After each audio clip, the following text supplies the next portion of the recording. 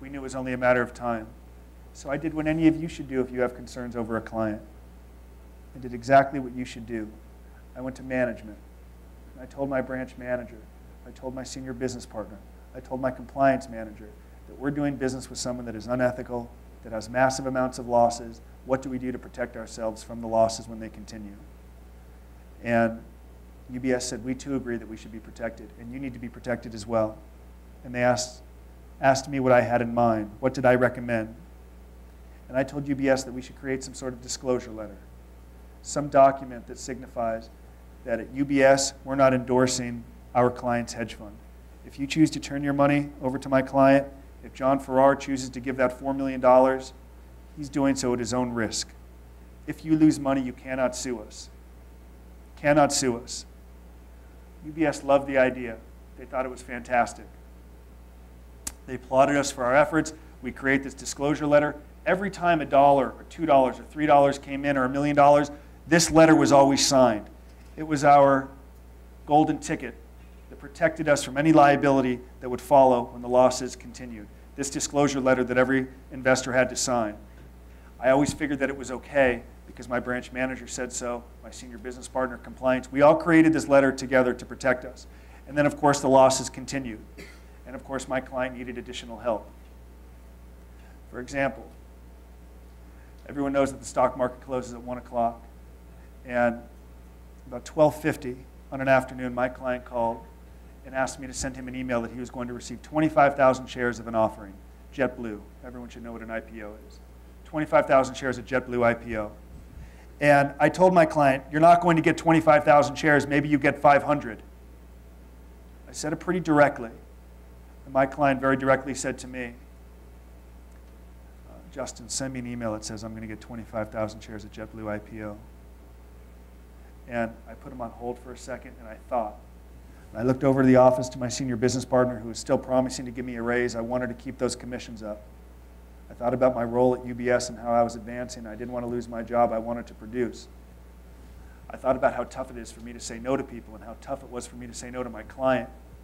That was my tendency in life. It was very difficult for me to say no to anyone. Sometimes I said yes, knowing that it would make matters worse. I just didn't have the courage to say no to them. And it's just an email. We've all sent an email or a text message that may not necessarily be 100% true, I told myself. I took him off hold. I sent him an email that said, this is to confirm you're going to receive 25,000 shares of JetBlue IPO. I sent it. I never thought about it again. Well, around this time of sending emails and letting investors turn over $4 million, I can tell you that my conscience actually started to get the best of me, and it would for most of you if you made money unethically or illegally. Because about half of my commissions were now derived from this one client. And being that so much came from this one client, I couldn't stop it. I couldn't turn him in. I couldn't stop or shut down the hedge fund. I'd grown so addicted to the commissions and the money. But my life started to fall apart in the sense that I was drinking and I was smoking. I hated my profession. I hated my clients. I hated speaking to clients that didn't produce as much commissions. I felt as if they were undeserving of my time. And then I'd convince myself that what I was doing was okay, because the only way to maintain some dignity and respect while you're cheating is to convince yourself that it is indeed okay. And I convinced myself that it was okay because UBS said so, blaming this culture that encouraged me to cheat. Then as you go down this path long enough of sending emails that are not true and attending meetings that aren't true and hating your job and your life and your career, you can do just about anything. And one of the final straws was in October of 2004.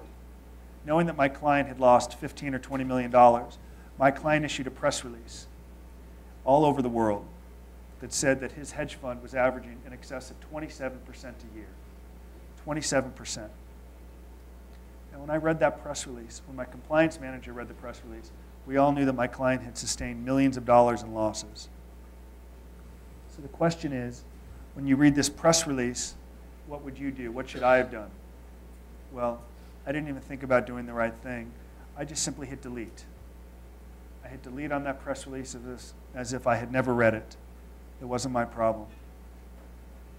I thought it was the right decision at the time. But ironically, my compliance manager too read that press release. My compliance manager came into my office and said, is this the same GLT venture fund that's lost millions of dollars, talking about 27% a year? And I said, yes, it is. He said, I need to call the client. He's coming up on our monthly activity report. I need to call the client to find out why he's issuing this press release. I said, great idea. Compliance manager called the client and said to him, my name is Paul Jordan, the compliance manager at UBS, concerned about a press release you issued talking about 27% a year. Can you explain it? And my client very smoothly reminded the hedge fund man, reminded my compliance manager that the press release did not talk about my client's specific hedge fund at UBS. For example, the hedge fund at UBS was called the GLT Venture Fund. In this press release talking about 27% a year, my client references what he calls his group of funds, Capital Management Group. So my client told my compliance manager, I'm only down at UBS. The GLT fund with you at UBS is down a great deal of money. I'm aware of that. Capital Management Group, which I've referenced in this press release, taken as a whole, has many funds.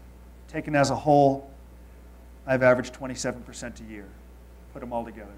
Of course, it's insane, really. I mean, I've never heard of such an explanation. And then when my compliance manager told me that, I just kept my mouth shut. I assumed that it was okay, but it was one of the most ridiculous explanations I'd ever heard. Yet it worked, and my client was allowed to continue to do business again and again and again. Well, eventually, reading press releases, of course, sending emails that are untrue, attending meetings, there's a price to pay for all of it. And the price came in December of 2004. And in December of 2004, I don't know if you have them out this way, there's a restaurant called Houston's. I suppose you have them out this way. And I was having lunch with a nice woman at Houston's restaurant in Century City, which is adjacent to my office building.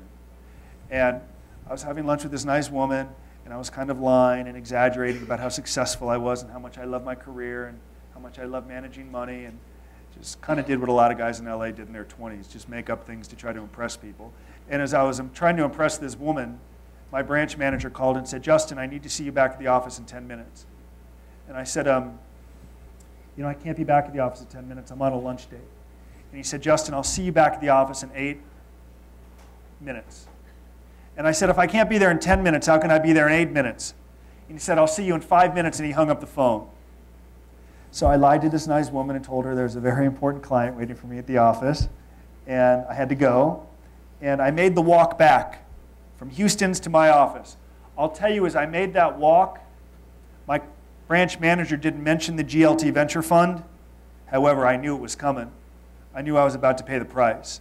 But something interesting happened as I made that walk. I knew I wasn't ready for what was coming, but I really sort of enjoyed the excitement. I felt alive for the first time in a really long time. I felt a strange sensation of terror come over me. I quite enjoyed it because for so many years my life was tedious with nothingness. I was depressed. I was unhappy. I just hated my career and what it had turned into. I hated the way I earned a living. I felt dead. So as I made that walk, I knew I was about to pay the price for facilitating a fraud. But I felt alive. I felt important. It was okay, I told myself.